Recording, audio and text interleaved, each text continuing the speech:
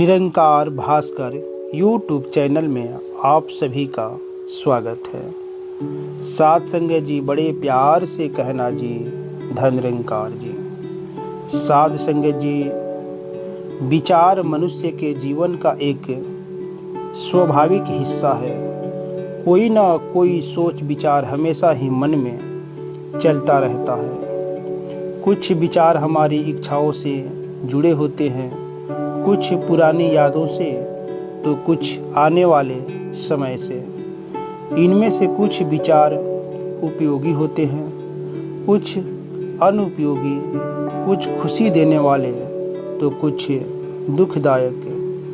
कुछ विचार सकारात्मक होते हैं तो कुछ नकारात्मक। हम चाहे जितनी भी कोशिश कर लें, अपने आप को विचारों से पूरी तरह मुक्त नहीं कर सकते। यहाँ तक कि नींद में भी हमारे विचार चलते रहते हैं और इन्हीं विचारों के कारण मन अक्सर अशांत रहता है।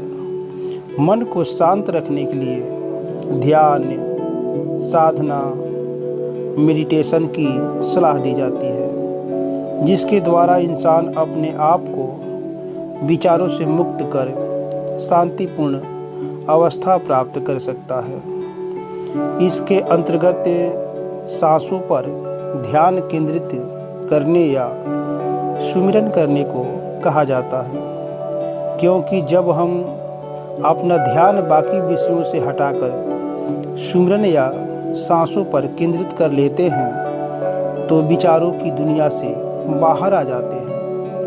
आज के समय में जहां हर इंसान मानसिक तनाव, चिंता और अवसाद से घिरा हुआ है, वहां ध्यान और सुमिरन द्वारा ही मन को स्थिर और शांत किया जा सकता है। यह प्रश्न भी उठता है कि क्या हम इन विचारों से छुटकारा पा सकते हैं?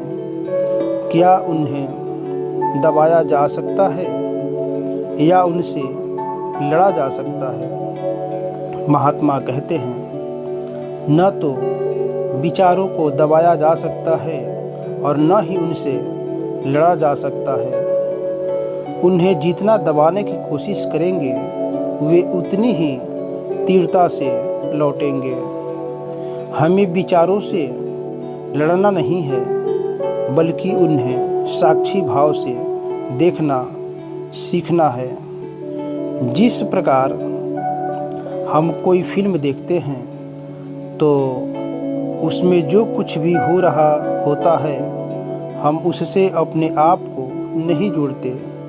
हमारा उद्देश्य केवल उसे देखना या मनोरंजन तक सीमित होता है। उसी प्रकार अपने मन के अंदर आने जाने वाले विचारों को बिना विरोध किए देखें, उन्हें आने दें, जाने दें, केवल साक्षी बने।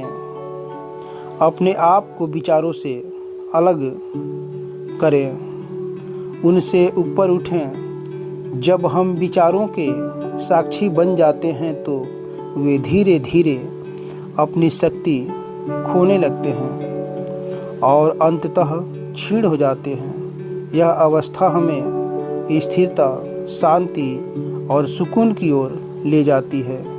मानव जीवन की सबसे कठिन यात्रा है चेतना की गहराइयों में उतरना।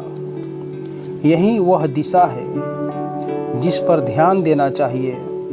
यह यात्रा बाहरी दुनिया से अंतर्मन तक की यात्रा है, जहां हम अपने असल स्वरूप को पहचानने की कोशिश करते हैं, जहां हम आत्म निरीक्षण और आत्म मंथन की स्थिति में पहुंचते हैं, जहां ध्यान द्वारा हम स्वयं को, माया रूपी संसार को और परमात्मा को देखते हैं और समझते हैं। यह ध्यान अवस्था ही हमें धीरे धीरे उस ऊंचाई तक लेकर जाती है जहां आत्मा और परमात्मा का भेद समाप्त हो जाता है। इसे ही ध्यान से अंतर्ध्यान तक की यात्रा कहा गया है। अंतर्ध्यान ध्यान अवस्था का सर्वोच्च स्तर है, जहाँ मैं और तू के बीच की रेखा मिट जाती है, जहाँ कोई विचार नहीं रह जाता, कोई इच्छा नहीं बचती, कोई सवाल नहीं उठता। अंतर्ध्यान में मैं का भाव ही समाप्त हो जाता है। ध्यान तो केवल एक द्वार है जिसके माध्यम से एक इंसान अंतर ध्यान की अवस्था तक पहुंच सकता है, जहां केवल आनंद ही आनंद, सुकून ही सुकून होता है। तो सात संग जी, बड़े प्यार से कहना जी, धन निरंकार जी।